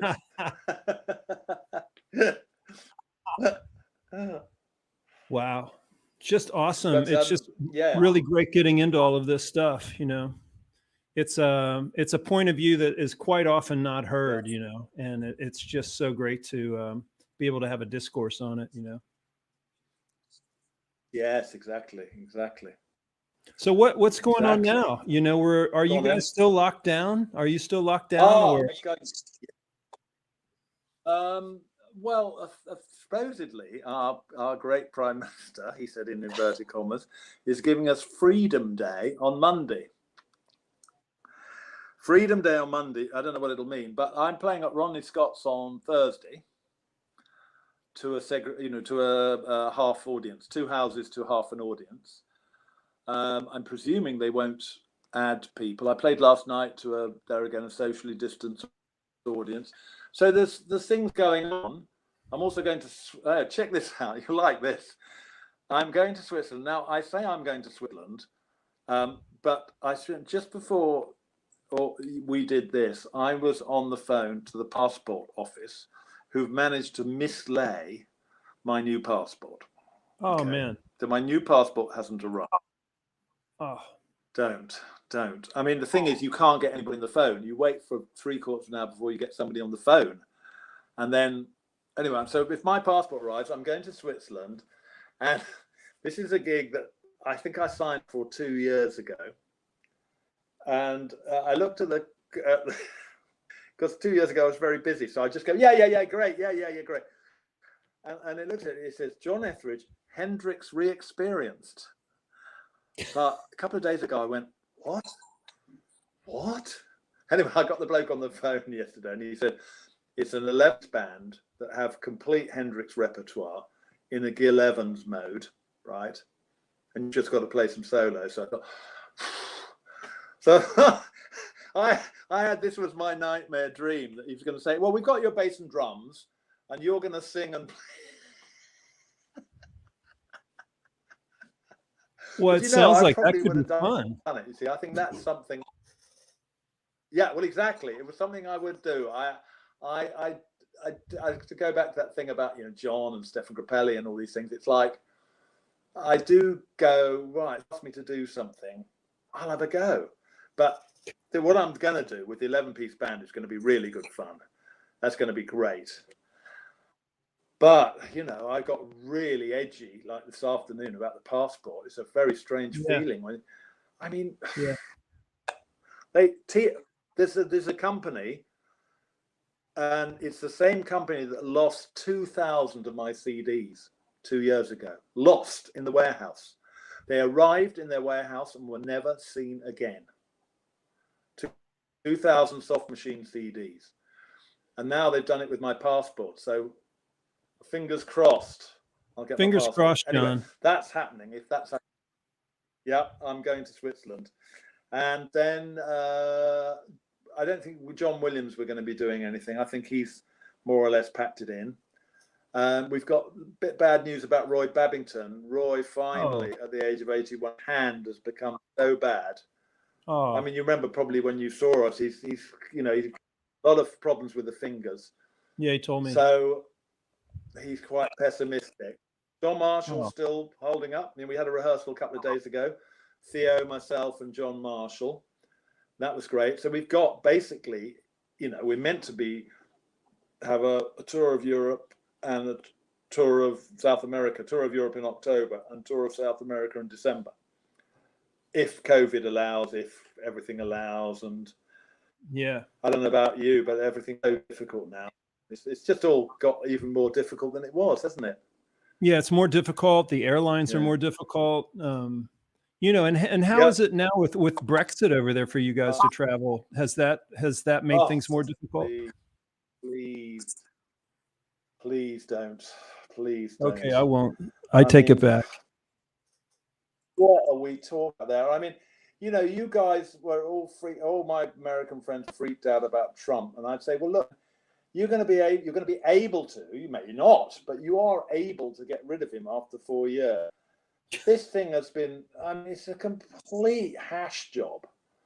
It should never have happened. It's a complete disaster.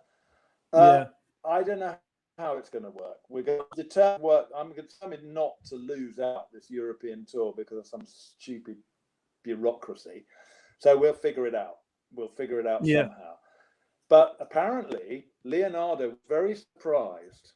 He said, Americans go to Europe, and provided you're only there for 50, 60 days, you can tour at will. Now, I don't want to get angry on the web, but our government was offered this deal and they turned it down. They didn't want a reciprocal deal like that because it would mean that Europeans were coming into. It's just, honestly, Tim, it's beyond anything. It's just. So I'm just hoping that somehow it won't be as difficult as it appears to be. Yeah. But mostly people now are talking about COVID, of course. We won't go because of COVID, and the Italians have said, we can't take you. Yeah, so I think for you American guys, it's going to be quite a long time before you're here. Probably this time next year, probably, before you get back. 22 probably. Maybe. Which is quite good for us, Tim. Quite good for us because we get employed at Ronnie Scott's. Because Ronnie Scott's only like to book Americans, and now there aren't any Americans around. So I'm getting quite a lot of gigs at Ronnie. And did you guys record a new record, Soft Machine? You know, they're very snobbish. No, not yet.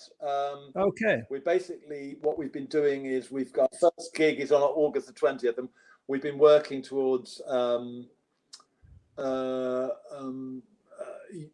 that. I mean, we're having rehearsals with John. I mean, John Marshall hasn't really played for 16 months, so he needs to get his chops up to speed. So we're getting the chops up to speed. I hoping that Roy Babington will be able to do short bursts in the studio. Yeah. At least we can record an hour. What happens at the moment is he plays for about 10 minutes, a quarter of an hour, then his hand becomes so painful he has to stop. Well, if he's up for it, we could do like 10-minute bursts. You know, we always do our albums alive in the studio, basically. We're so old-fashioned. But if we did it in sections, I mean, there's a bit of a lost vibe. But basically, it would mean we could have Roy on the albums, but he probably won't do any more live gigs. We've booked a great player called Fred Baker to do a couple of gigs, and then after that, we'll just have to regroup and see how we go. You know.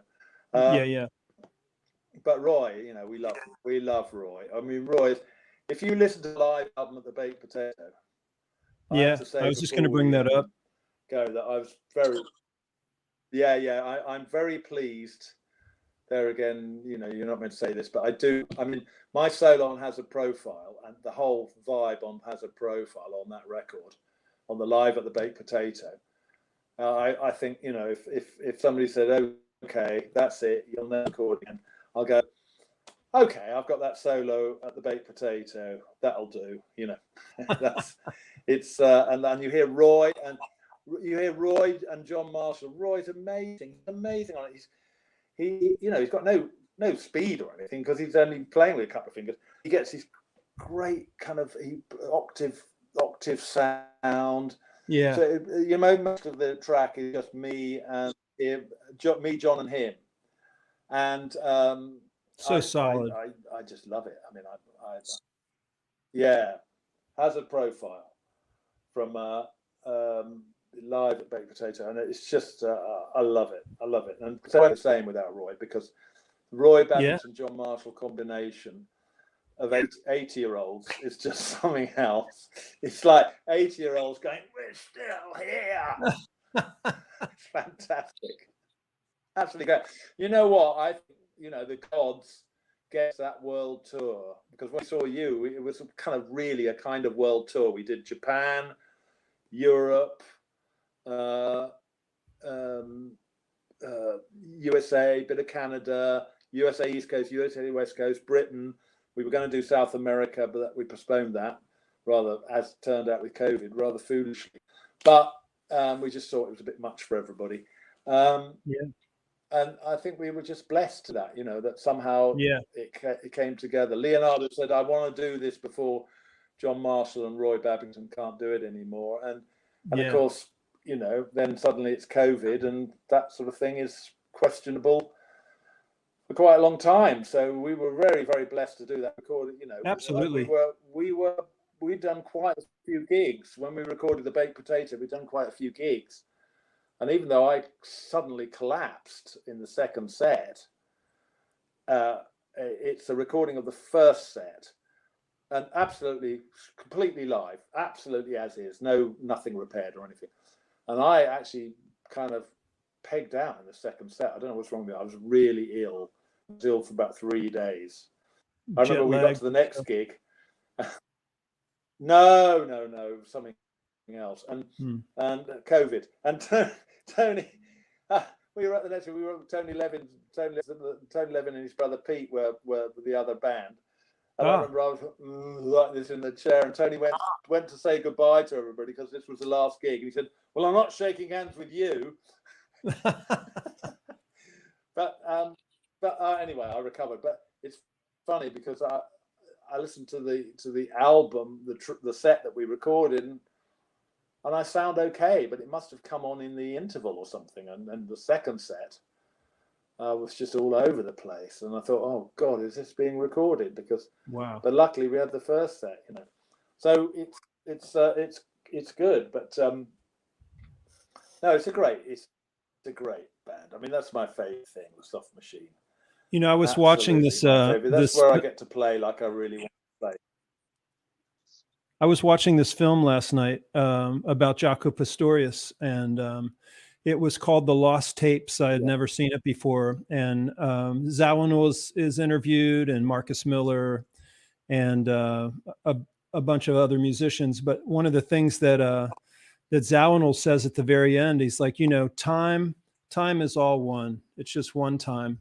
And he goes, and there's no reason to cry or to be sad, because we should be joyful because it actually happened.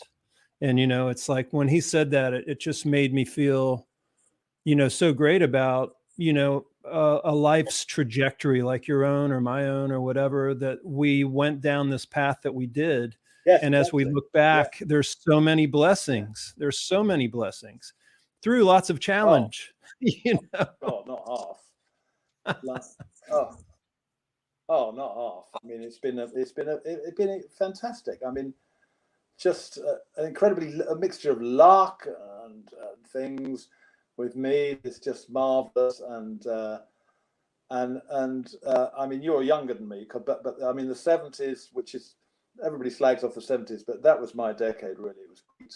Yeah, the 80s not so good, but there's been so much great things happening, and I just worry about musicians now in the music scene, because there's no shortage of wonderful players and creative people, but it's the kind of economic base. I know that sounds boring, but the economics is so fragile now.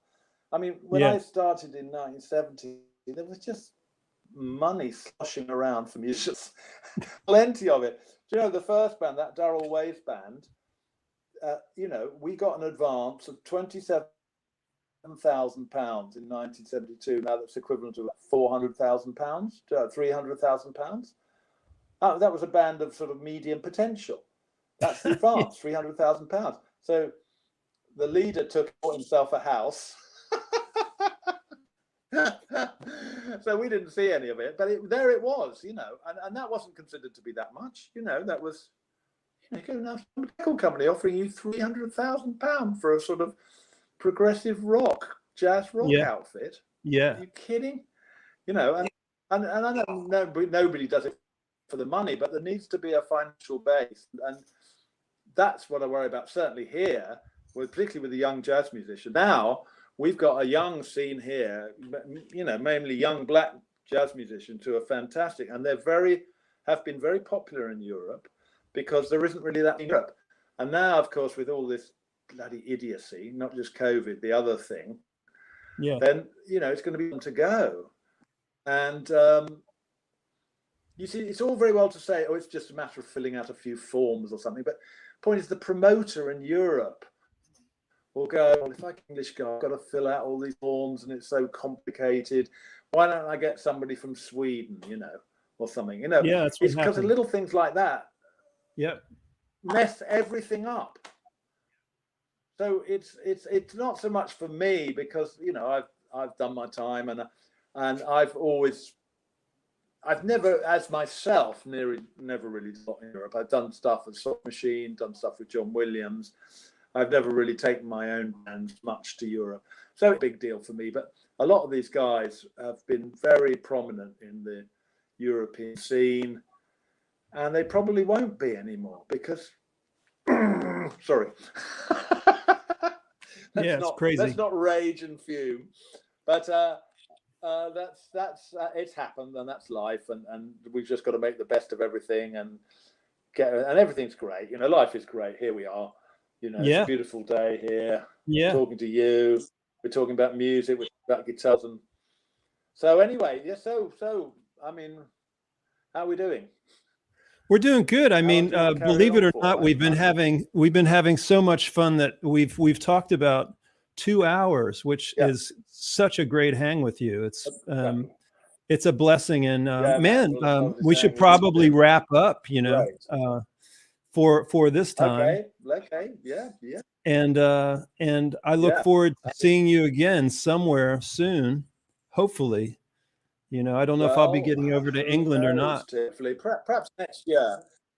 Yeah, I don't think we should think about this year, but perhaps next year we'll. You may be over again, or we may be over. And well, do you actually live in Philadelphia? Yeah, I'm in Philly. Good town. Yeah, good town. Well, you should come visit sometime. I loved your earlier. I will do. And early in the lockdown, you did those lovely improv nights. That were really nice. That? Back in March 2020, 20. Yeah, I just did one last Saturday. I'm afraid. Sorry, I missed that. I just did one last Saturday again. You know, so I do them from time to time. Oh, you did it again? Yeah. Yes, that's right. Well, because I'm afraid I Facebook people and all that. I'm kind of probably the world's Facebook person because I do it, but I do it very intermittently. I sort of go on and have a look. And so I went on early on, and there you were doing those lovely things. I thought, oh, that's really nice, you know. It was really sweet early on. But, you know, sometimes I miss everything, you know. But I think it's almost my prerogative, having been around so long, to not have my ear to the ground. Yeah. Oh, all right, man.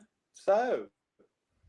Hey man, it was great to hang and good to see you, and great to just hear your amazing history of music. And I'm sure there was a lot of stuff we missed, but it was just there's loads. It's a beautiful improvisation, you know, chat. And thanks for your time. Yeah, exactly. So I just wanted to say thanks again. And I'm Tim Motzer for Searching for Sparks with John Etheridge in London. Really fun to have this transatlantic talk and actually dealing with the you know, the echo of our voices, you know, and trying to feel when we could talk back and forth, because it was like it's quite a lag. You know? Yeah, it's really cool. But everybody, thank you for yeah. I mean, there's a lag. We're lagging, but anyway. Sorry, thank you. Yeah, thanks everybody for joining us. Thanks everybody for joining us. Searching for Sparks. I'm Tim Motzer, John Etheridge from London, from Soft Machine. Bye everybody. Have a great Friday. See you soon. Yeah. Bye everybody. Bye. Nice to see you. See you soon. Great. Can everybody still hear me? Can they see me? Leave.